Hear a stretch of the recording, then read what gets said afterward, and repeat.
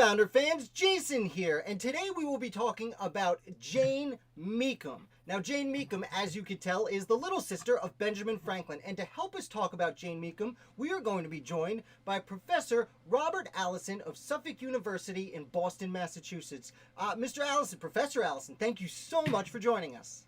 Thank you, Jason. Great to be with you. Now, when we spoke in email, you had brought up that you were interested in helping people learn about Jane Mecom. So, other than being Ben Franklin's little sister, what about Jane Mecom stands out to you as a character during the American founding? Well, it is hard to separate her from her brother. And over the course of his life, he writes more letters to Jane Mecom than to anyone else. And she is his most frequent correspondent. He runs away from home at the age of 16. She's younger than he is. She idolizes him. She marries a guy who's a saddle maker, Edward Mecom. And Edward Mecom is, I guess, a good saddle maker, but the family has troubles. Mental illness be in the Mecom family, as well as in her husband's family, and of course, in her big brother. And for her, probably one of the proudest moments of her life was in 1775 when her brother Benjamin has come home to Philadelphia after England, and she has been driven out of Boston by the British. She lived behind Old North Church in a house that no longer stands. Houses that look just like it stand next to it. And, she maintained the family store. She did oversee some of her husband's business. And her brother comes to get her and bring her to Philadelphia. She's actually living in Rhode Island, staying in Rhode Island with Katie Green, another friend of her brother's. He comes to get her, and they stop in New Jersey to see her nephew and Benjamin Franklin's son, William, who is the governor. And for Jane Mecom, this is such an extraordinary thing, to be with her older brother, whom she idolizes, and then her nephew, who's the governor of New Jersey. For her, this is the pinnacle of her life. But she doesn't realize her brother and her nephew are they're about to break up. Their lifelong partnership is ending over the American Revolution. In fact, during that summer, Benjamin will come back to visit William. They'll have shouting matches because William Franklin wants to remain loyal to the crown. Benjamin Franklin no longer wants to remain loyal to the crown. Neither one can understand each other. But for Jane, it's just wonderful to be with her brother and her nephew, not seeing this real tension between these two that is going to explode as they're going to be on opposite sides in this cataclysm, which is about to engulf the continent. And she continues. She stays in Philadelphia in the Franklin household, and then makes her way back to Boston after the British occupation is done, and continues idolizing her older brother, whom she calls Benny. It's hard for us to imagine Benjamin Franklin being referred to as Benny and being treated like he is just the big brother. He's not this international celebrity. But Jane Mecom, kind of I don't know if she would think of it as a sad life. She lives the life that she was supposed to live. Her husband has kind of mental troubles, and then her son does as well. Benjamin Franklin, Uncle Ben, does set up his nephew, who's also Benjamin Mecom, in a printing shop.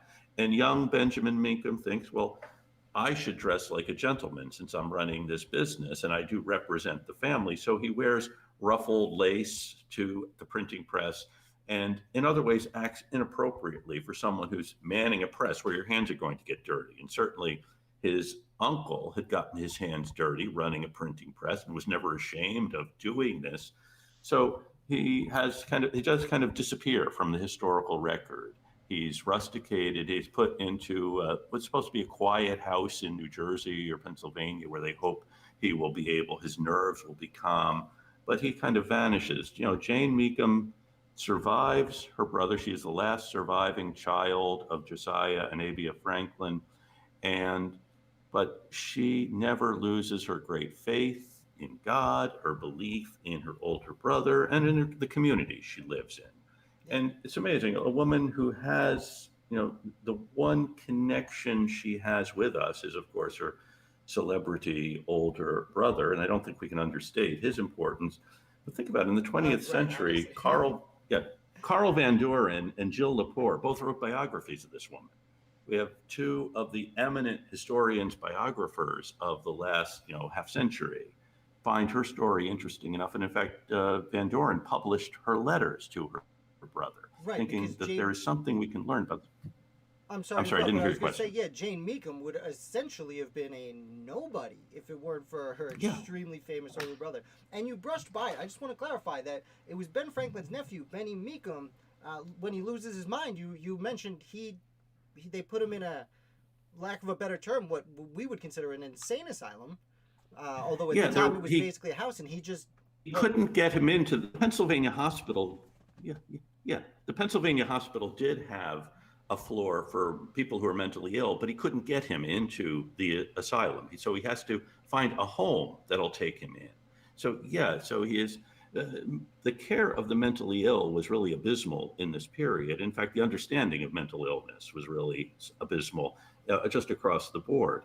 And so you think about this tragedy that a family has dealing with someone who has this clear mental problems. And Benjamin Franklin has another brother who stays in Boston, James Franklin, who maintains the family soap business and makes soap, as Josiah Franklin, the father, had made soap. And the Franklins were quite proud of the soap that they made.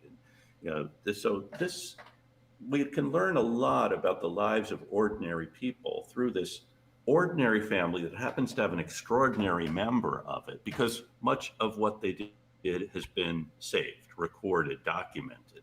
So it's one way of getting in touch with these more ordinary folks, omitting the fact that one of them is the most famous American of his day, right. and perhaps the most famous American of all time. Benjamin Franklin said in France that his face was as familiar as the man in the moon. And so you think about this, but then you think about the folks at home, the James Franklin, Jane Mecom, and others. In fact, when Benjamin Franklin would come home to Boston, he would stay at his sister's house behind the Old North Church. Really? It's a relatively modest place. Right. Yeah, no, it reminds me, what you're saying is, of what you're saying reminds me that, many of the other American founders that we think of grew up reading Poor Richard's Almanac. Yes. Oh, yeah. Your John Adams, you're down to your Thomas Jeffersons, like across the board. Yes. Franklin was one of the first people to franchise out a business, and that business was a printing press that printed his material. He was That's right. super well And it read. is. And you had mentioned the soap making business. Is it true that Jane Mecom, after her husband passes away, if I'm remembering correctly, she too made soap for a little bit as one of several jobs? Yes, she did. Yeah, and in fact, from Philadelphia, Benjamin Franklin writes to Jane as well as to his brother, hoping to get a recipe, the family recipe for soap, which was allowed to have the crown seal on it because it was such a high quality of soap that the Franklins made. So very proud of the soap. And he does also, so the family is still in the soap making business well into the 18th century. See, I didn't know that.